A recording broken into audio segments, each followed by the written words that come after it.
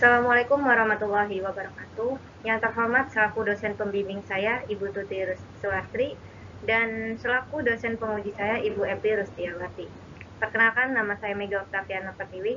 Di sini saya akan memaparkan hasil penelitian saya yang berjudul Asuhan Keperawatan dalam Pemenuhan Kebutuhan Keamanan dan Proteksi Resiko Infeksi dengan Perawatan Luka pada Pasien Post-Op Fibroadenoma Mammae di Ruang Bedah.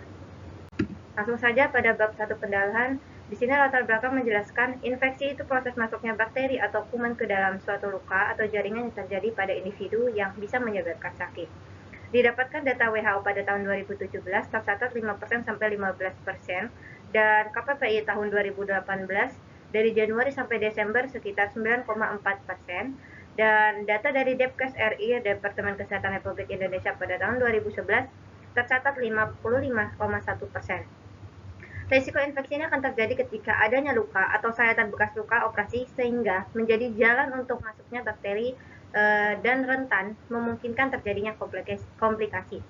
Untuk mengurangi angka terjadinya risiko infeksi ini dilakukan pencegahan dengan cara perawatan luka secara steril untuk memberikan keamanan dan proteksi pada pasien agar dapat mempercepat proses penyembuhan dan bebas dari risiko infeksi. Ada poin kedua, rumusan masalah, tujuan penelitian, dan manfaat penelitian. Pada bab kedua, tinjauan pustaka, dijelaskan adanya asuhan keperawatan, konsep pemenuhan keamanan dan proteksi, pencegahan infeksi dengan perawatan luka, dan poin ketiga, konsep penyakit fibroadenoma mammae. Pada bab ketiga, metodologi penelitian terdiri dari beberapa poin. Yang pertama, rancangan studi kasus, subjek studi kasus, fokus studi, definisi operasional, instrumen studi kasus, metode pengumpulan data, lokasi dan waktu, penyajian data, dan etika studi kasus. Bab 4 hasil penelitian. Di sini terdapat kasus pada tanggal 17 dengan pasien Nyonya R umur 32 tahun datang bersama-samanya ke rumah sakit dengan keluhan terdapat benjolan di payudara sebelah kiri kurang lebih 6 bulan yang lalu. Nah, di sini ada biodata pasien Nyonya R, perempuan 32 tahun, dengan tanggal masuk 17 bulan 2 tahun 2020 dengan tanggal pengkajian 19 bulan 2 tahun 2020 dengan diagnosa medisnya TJL Mammae Sinistra.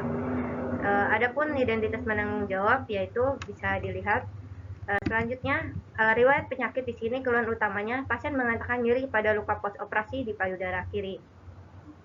Dan riwayat penyakit sekarangnya yaitu pasien mengatakan nyeri pada luka pos operasi di payudara kiri dan terdapat luka jahitan beserta tanda kemerahan di sekitar luka operasi, dan pasien menjelaskan sebelumnya terdapat benjolan di payudara kiri sejak kurang lebih 6 bulan yang lalu sehingga pasien datang ke rumah sakit bersama suaminya pada tanggal 17.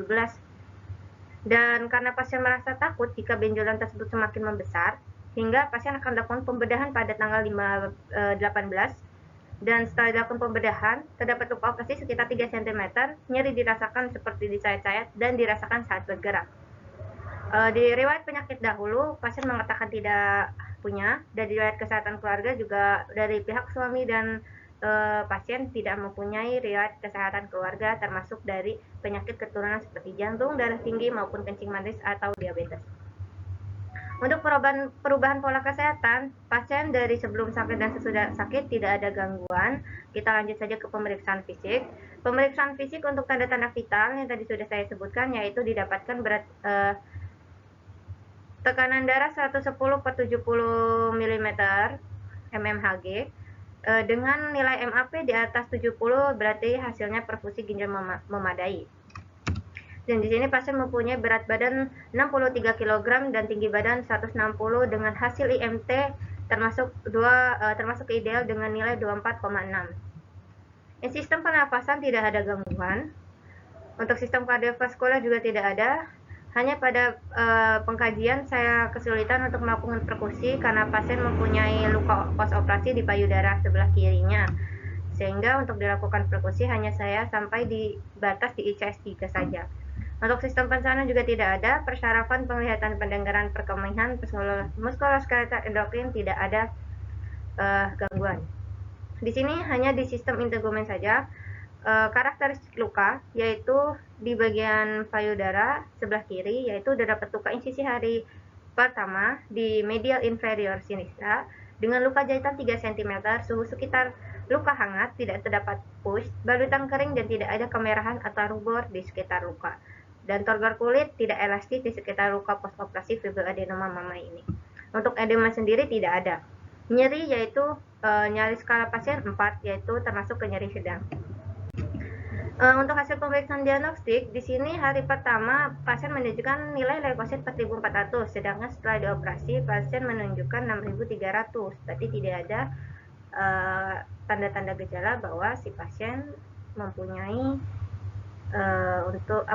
si pasien tidak menunjukkan gejala infeksi. Di sini ada program terapi obat yaitu cefotaxime dan ketorolac. Masing-masing diberikan IV dan drip untuk 2 kali 1 gram per 12 jam dan ketorolac 3 kali 30 mg per 8 jam. Untuk analisa data, di sini saya didapatkan data subjektifnya mengatakan nyeri pada luka operasi di payudara sebelah kiri, skala nyeri 4. Data objektifnya itu terdapat luka insisi hari pertama pas operasi fibroadenoma mama medial inferior sinistra, luka jahitan 3 cm, suhu sekitar luka hangat, balutan luka tapak bersih, dan hasil lab 6.300 terdapat kemerahan di bagian luka. Untuk etiologinya yaitu didapatkan tindakan pembedahan sehingga menyebabkan terputusnya kontinuitas jaringan, terbentuknya port entry, dan ada proses infeksi difusi sehingga terjadinya resiko infeksi. Jadi masalah keberatan yang saya ambil pada kasus ini yaitu resiko infeksi, ditandai dengan ketidakadekuatan pertahanan tubuh primer atau kerusakan integritas kulit. Intervensi yang saya susun yaitu saya melakukan tindakan keperawatan selama 3 kali 24 jam atau 3 hari dengan kriteria hasil pasien terbebas dari tanda dan gejala infeksi, menunjukkan nilai leukosit dalam batas normal, dan menunjukkan kemampuan untuk menjaga timbulnya infeksi. Intervensinya yaitu mengkaji tanda-tanda vital, lakukan perawatan luka teknik aseptik, monitoring karakteristik luka dan tanda-tanda infeksi, mengajarkan prosedur perawatan luka secara mandiri, jelaskan tentang tanda dan gejala infeksi, kolaborasi dengan dokter untuk pemberian obat antibiotik. Untuk implementasinya, saya susun dari dari perencanaan di awal, yaitu pada hari pertama tanggal 19 di jam 9.30 mengkaji tanda-tanda dengan hasil tekanan darah 110/70, nadi 80, suhu 20,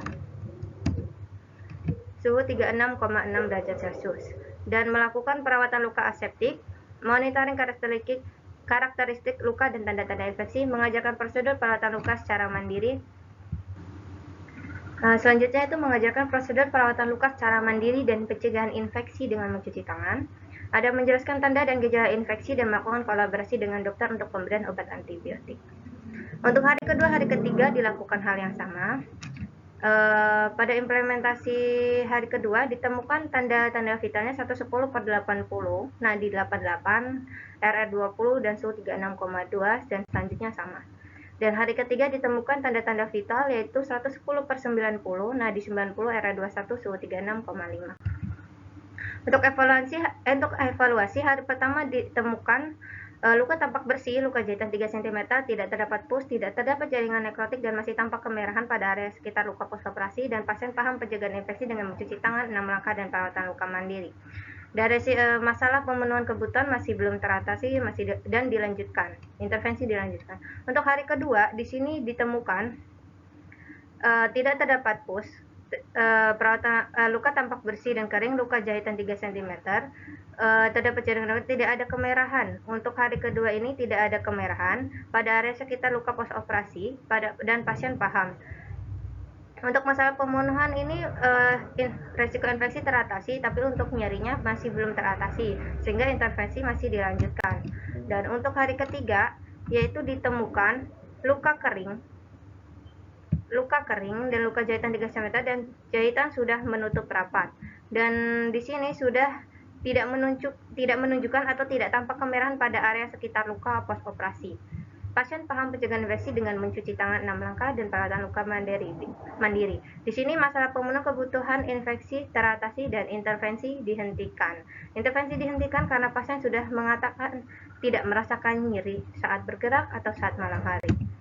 Dari kesimpulan bab 5 yaitu pengkajian didapatkan pasien memiliki potensi infeksi ditandai dengan adanya luka post-op, terdapat tanda-tanda infeksi pada luka berupa rubor, kemerahan, terasa nyeri, dan tidak terjadi peningkatan leukosit. Untuk kesimpulan masalahnya yaitu didapatkan Pemenuhan kebutuhan proteksi risiko infeksi ditandai dengan ketidakadekuatan pertahanan tubuh primer, dan kesimpulan intervensinya yaitu mengkaji tanda-tanda vital, memonitor kerentanan terhadap infeksi, melakukan perawatan luka aseptik, memonitor karakteristik luka dan tanda-tanda infeksi, mengajarkan cara pencegahan infeksi dengan mencuci tangan 6 langkah, personal hygiene pasien, dan pemenuhan nutrisi menjelaskan tentang tanda dan gejala infeksi, melakukan kolaborasi dengan dokter untuk pemberian obat antibiotik. Sedangkan kesimpulan implementasi itu dengan melakukan perawatan luka sesuai dengan perencanaan keperawatan yang telah disusun. Untuk kesimpulan evaluasi keperawatan, dapat teratasi yang ditandai dengan tidak terdapat adanya tanda-tanda seperti rubor, kalau dolor, tumor, fungsiosa, dan nilai leukosit dalam batas normal. Pasien dapat menunjukkan perilaku hidup sehat, menunjukkan kemampuan untuk mencegah timbulnya infeksi, dan pemenuhan infeksi yang adekuat, pemenuhan personal hygiene, dan kebersihan lingkungan tempat tinggal pasien yang baik. Di sini ada gambar dokumentasi. Ini hari pertama saya di rumah sakit, dan ini hari kedua di visit ke rumah pasien. Sekian pemaparan saya dari saya, kurang lebihnya mohon maaf. Wassalamualaikum warahmatullahi wabarakatuh.